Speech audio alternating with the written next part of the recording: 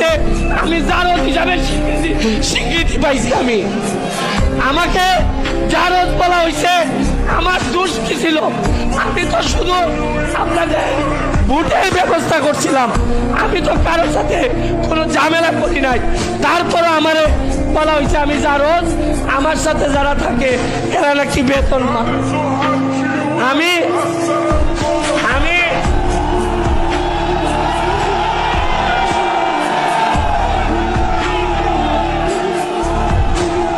আমি আমি আপনাদেরকে একটা কথা বলে শেষ করি, আমার কারো উপর রাগ নাই।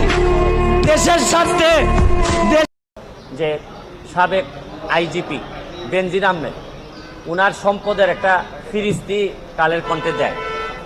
তো যে পরিমাণ সম্পদ, মানে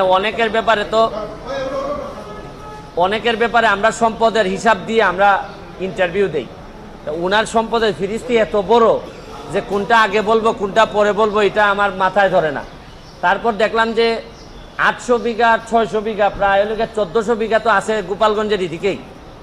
তো আমার কাছে মনে হয়েছে যে এইসব অভিযোগ, তো এটা তো আর মনে অস্বীকার উনি করেন নাই যে এই জমিগুলো আছে।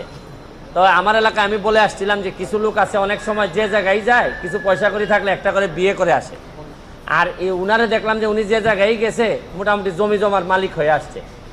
আর একটা বিষয় কি যে একজন আইজিপি মহোদয় উনার যদি এত সম্পদ হয়, পরে বৈধ অবৈধের প্রশ্ন। উনার 34 বছরের লাইফে উনার বেতন সহ হওয়ার কথা 1,74,00,000, প্রায় 1.25 কোটি।